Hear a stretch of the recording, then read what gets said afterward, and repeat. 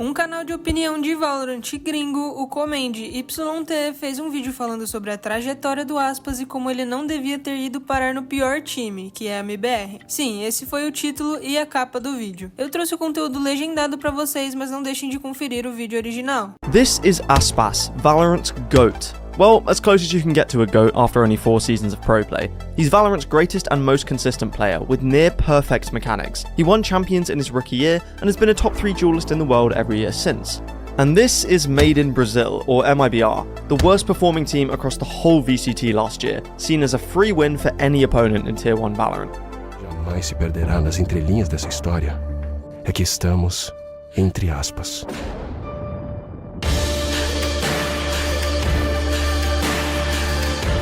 So how the hell did this happen? The story begins at the end of the 2022 season after Loud had just beaten Optic to win champions. Loud was the Brazilian super team. Sadak and Sassy were the experienced veterans, Aspas and Les were the young prodigies, and Pancada was the cracked but very chill smokes player. They made it to second place in their first international tournament as a team at Masters Reykjavik, and then went on to win champions by the end of the year. It was a huge win for Loud and the whole of Brazil, and the region celebrated like it. One of their teams was the best in the world. But that team was about to split apart. Because they just won champions, other teams wanted to take parts of the roster for themselves, and with different teams bidding huge amounts of money for individual players, Loud didn't have the money to offer all of them higher salaries to keep the team together. Rumours began to circulate as to who would be leaving the team, and eventually it was confirmed. Sassy and Pancada were moving to Sentinels. It might seem odd that 2 Brazilian players would go and join a North American team, but with the introduction of Valorant franchising in 2023, North America, Brazil and Latin America would all be playing in the same league anyway.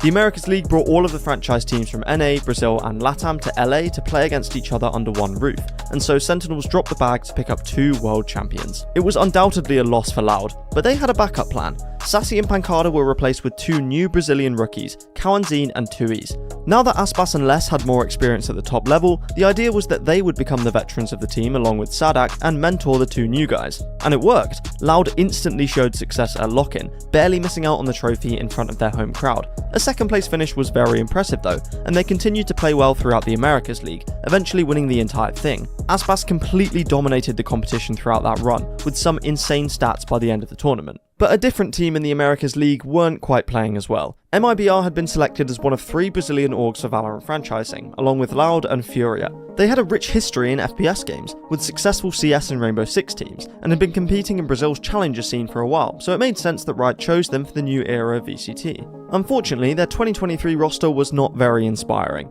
A team of Tier 2 Brazilian players led by inconsistent duelist Heat was a recipe for disappointment. They were sent home after the first round of lock-in, at least it was a short journey, and ended the Americas League regular season with a 3-6 record, missing out on playoffs and taking 100 Thieves with them. The first game of the season for MIBR and Loud was actually against each other, and Aspas almost single-handedly won the game, with plus 28 kills across the series. It was a tale of 2 Brazilian teams at complete opposite ends of the spectrum, one challenging for international titles, the other missing out on regional playoffs. As the year continued, Loud and Aspas eventually finished 3rd at Champions, almost reverse sweeping EG in a dramatic lower final, and MIBR lost to Crew in the first round of the Americas LCQ.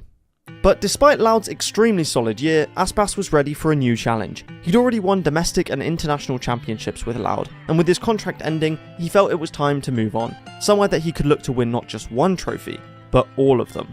Leviatan wanted to move away from just being a LATAM team for 2024, and with their duelist player Taco Leah leaving the team, they needed to find someone to replace him, and luckily for them, Aspas was up for it. And with Tex signing from the Guard, Leviatan was officially an international powerhouse. Aspas, Tex, King, Mazzino, and Noswa. And as a bonus, Aspas and Noswa were also already really good friends, and so the team chemistry was taken care of. The community was excited to see how Aspas would play on a different team, because this was his first season not on Loud, but if he was comfortable on this roster, there was no reason he wouldn't still be at the top of the Valorant scene. Fast forward to Christmas Eve 2023, about a month before the new VCT season was due to start. Leviatan were holding a player meeting, likely the last thing they were going to do before taking a break for Christmas Day. But this wasn't a very merry time. Internal conflicts between the players had eventually exploded, leading to some of the players asking for Noswa to be kicked from the team.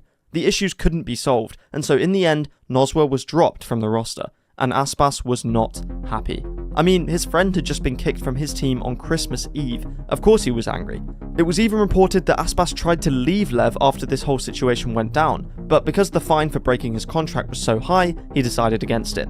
The atmosphere within Leviatan was extremely tense, but Aspas was stuck with the team for the rest of the year. But it wasn't all bad news. Leviatan did find someone to replace Noswa, and in fact this replacement was actually a world champion, Com from EG.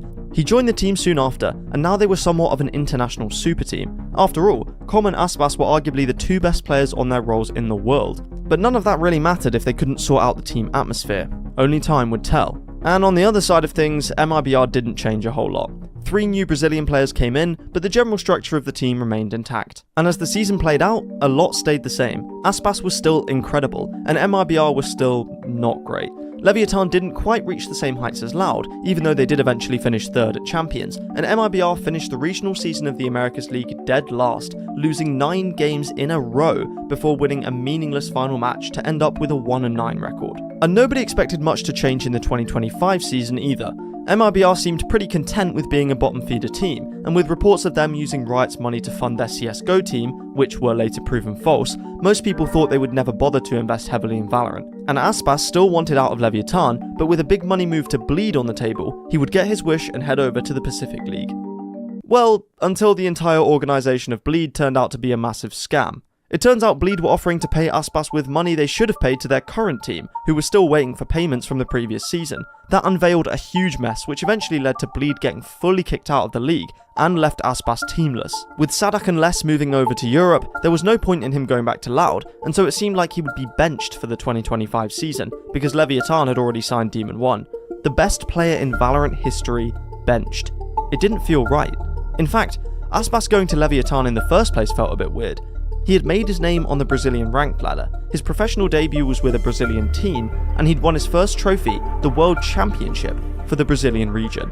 It was time for Aspas to go home. E melhor que levar o Brasil no peito é levar o Brasil à glória. Somos nós contra o mundo. E por vocês, MIBR joga.